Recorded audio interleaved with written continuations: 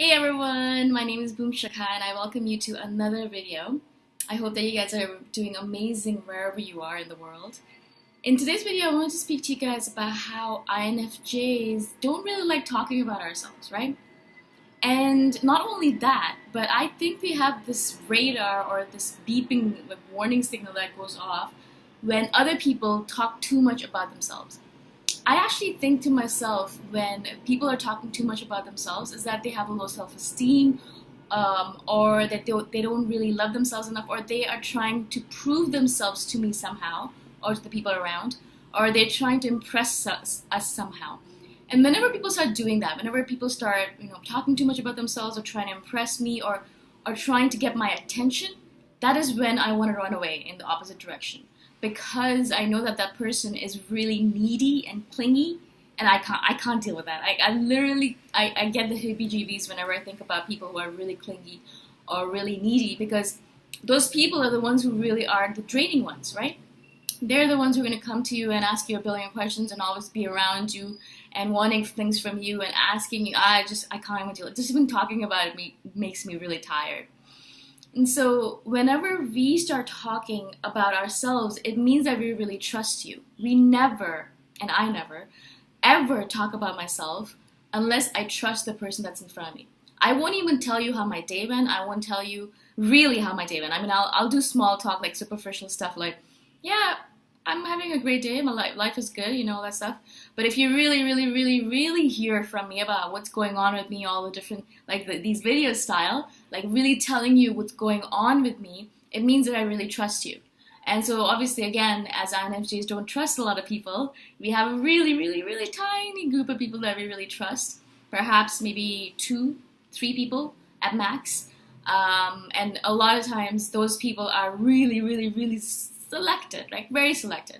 And so because we have so few friends, so few people that we trust, that when those people betray us, if it ever happens, then we're like, okay, I'm never gonna have a friend again, and then we cut it down, and usually we end up with 1 or 2 really close friends, and that's it. And then I don't want to trust anyone else because I've trusted in the past and it didn't work out, and we're very much like people who go by history. So if it hasn't happened in the past, then it's not going to happen again. Really bad, I know. It doesn't mean that we're not hopeful. We're hopeful in a lot of ways as well. But with regards to people, we know that people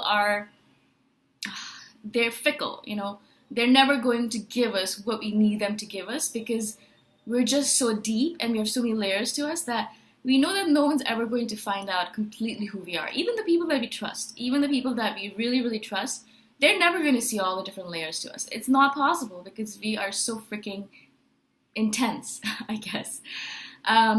So again, like I said, we don't like talking about ourselves. And the fact that I'm doing these videos, I know that I'm doing them for a reason, right? When we have a reason or a purpose that's set up in our head, then we can do whatever the hell it takes. Like, I will do these videos till I die because I know that I've been getting a lot of good feedback from all these younger INFJs who are feeling lost and alone, and then they listen to my video and they're like, shit, that's exactly me. So they feel less alone, and that's my purpose with this. So because I have this higher purpose and really clear purpose in my mind, I'm able to do these videos because I realize there is a need for them, and I need to do them because I'm helping people. And INFJs love helping people. We love feeding people. We're brilliant at that. We love taking care of people. We love helping people. We love making people feel more wanted. That's the reason people like being around us, because there are a lot of people out there who are invisible to this world, who no one sees and no one talks to. And we're the ones who will go and talk to these people and make sure that they're all right, make sure that they don't feel alone. Let me just switch on the light. Make sure that they are not feeling lonely, like they're the only ones on this planet. I hate when I see that in someone and I notice that because I'm an INFJ. They're not saying it outright, but I feel like, you feel like you're alone, aren't you? So then I'll go and talk to that person. And it happens a lot that I'll be at a party and that one person who's really lonely and really alone and no one's speaking to them, I'll be the one who goes talk to them. Because that's what INFJs do. I think we're the ones who are always ending up at parties and listening to people cry on our shoulders or telling us about the time that they were raped or all of those things that happen to them, they will sit down with us and we'll be sitting there and they'll be petting their head or their shoulder, be like, it's okay, everything's gonna be all right, and they're gonna be telling us all these things. It always happens to me. I'm always ending up in these situations, and my sister always laughs at me because she's like, you're that person who's gonna be holding that person's hair back when they're vomiting into the toilet or into the sink, because you're that person. You always want to be that person who takes care of people. I just can't stand back and look at someone suffering and just walk away. It does not work for me. I wish I could, because it's so hard sometimes, because always people are going to be dumping on you. And that's the reason I've told you guys that I really have to develop this like shield around my heart, because even when I'm helping people, I am not putting myself completely into it, because it's really easy for me to completely be empathic and just put everything of myself into helping that person and completely give up who I am, completely give up all of my energy, all of my time, all my spirituality, and just die on the inside, basically. Like, just exhaust myself, completely burn out. I don't want to do that anymore, right? So I will give to you and I'll take care of you, but I will still keep who I am closed off so that I don't die in the process. Yeah, and that's one of the things about INFJs is that and I really implore you guys, if you guys do that, stop doing that to yourself. Because you're not helping anyone. You're going to help everyone around you, and then if you're going to die in the process, then what's the point of it, right? What's the point of exhausting yourself in that manner? Because you want to be that person who keeps on helping over a long period of time. You don't want to exhaust yourself and then take 3 or 4 months off, hide in your cave, and then come back out again, and then help again for a few days, and then die again, and then go back out again and come back in. It's not good for either you or this world, because as INFJs, we need to be in this world. And I'm saying this over and over again in all my videos. We need to stay in this real world. A lot of us spend so much time in our heads, and I can do that all day long. I could spend months on my own, not interacting with anyone except online, not going outside, not doing anything, just sitting at home, doing my stuff, spending time in my head. That's really easy. As an INFJ, it's not a big deal at all. But that's not what I want to do. I want to live in this real world, and I want to use my skills, because we have skills, guys, as with our intuition, with all of the different powers that we have. We should be using those skills in order to improve this world, right? Instead of sitting at home and being that recluse that we are, it's easy for us to be. We need to be going out there and helping people out, but making sure that we don't kill ourselves in the process, because it's very easy for us to do that, right? That's the reason, I guess, a lot of us are not in relationships, because when we go into a relationship, we give and we give and give, and we notice that we don't actually get anything, a lot of it back, right? It's not possible for someone to give as much as we do, because it's just exhausting, and most people don't do that to themselves. We will, right? Again, so let me go back to my point. So we don't like talking about ourselves. But what I think is that if you know an INFJ, or if you're friends with them, or if you're a partner with an INFJ, you will notice that we are really embarrassed about talking about ourselves. So you really have to, as a partner, make sure that you calm your INFJ down and make sure that you are there for them so they can open up to you. Because I've noticed that some of the best relationships I have are when I've opened up to that person, because I've had that give and take, and they've seen inside of me. I've kind of torn my heart open, and they've seen who I am, and they've been able to in turn tear their heart open and see I can see who they are. And that's where I have had the best, deepest relationships.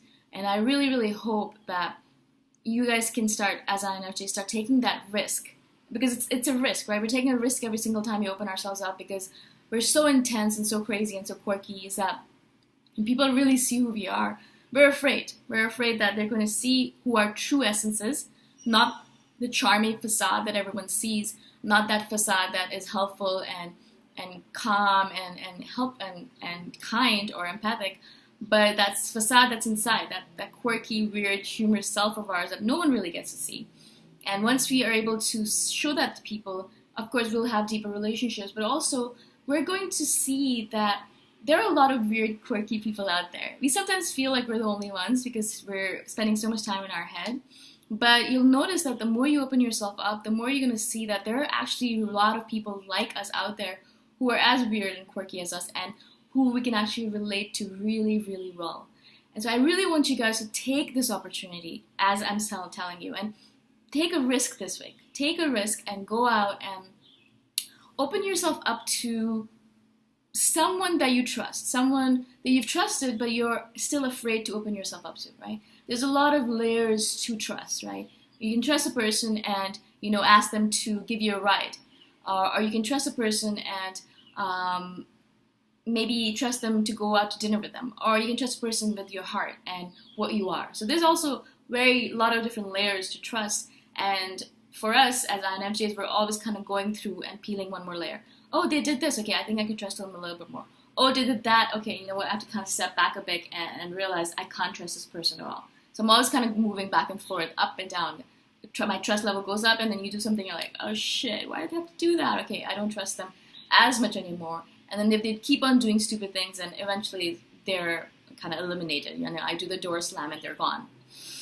And if you don't know about the door slam, there's a video on it that I've done, and people have found it useful. So check it out if you guys, want to know what the INFJ door slam is, especially if you've been door slammed by an INFJ. You'll actually understand a little bit better why we do that. Maybe you can stop doing the things that make us door slam you, right? So again, we don't like talking about ourselves. We're embarrassed about it. But if you can just really, as an INFJ, take the risk, and also as a non-INFJ, help the INFJ to take that risk. If you know an INFJ, if you could just go and say something like, I know you're an INFJ, and I know you have a hard time talking about yourself, but I'm here for you. For the next 20 minutes, you can say, and you can pour your heart out to me, and I'm going to be here for you. I'm not going to judge you, and I really want to get to know you. Something like that, something that helps us trust you. That would be really helpful. And I've had people say that to me who are big into Myers-Briggs, and they know that I'm an INFJ, mostly NTPs, and they come to me and they're like, I know you don't like talking about yourself, and they'll just sit there and wait for me to open up. And that's when I've had the best ENTP relationships. They're so awesome. I love ENTPs. Obviously, INFJs and ENTPs go really well together. But I think I love them is because they're patient and they're willing to take the chance and the time with INFJs to let them open up to them. Again, obviously, it doesn't mean that I completely opened up to them, obviously, right? I mean, like I said, I think there are so many layers to myself that I don't even know what's going on in there, right? And a lot of layers that I will never open up to anyone because that's me, who I am, essentially. And it's precious to me, and I don't want to open those parts up to people. But if I am even opening up a little bit to you, it means that I trust you. And I hope that people can realize that that's major. The fact that INFJ is trusting you it's very rare. It's very rare, guys. And so if some INFJ has trusted you with their feelings and their emotions or their thoughts and feelings, please respect that. Not only for an INFJ, but in general, if someone is, trusting you with their feelings or thoughts, respect that. Show some humanity and show the fact that you understand and care about this person. Don't use that against them, and just don't be that person who someone trusts and then they betray their trust. It's just the worst thing on this planet. This video is already getting really long. I could talk about this stuff forever. So I'm going to cut it off here. But if you guys have any questions at all, please message me anytime. I hope you guys are finding these videos useful. And if you guys have any feedback or anything you want me to speak about, let me know. I'm always willing to kind of experiment with thoughts and feelings. Hope that you guys have an amazing day. I'll talk to you guys the next time around. Bye for now.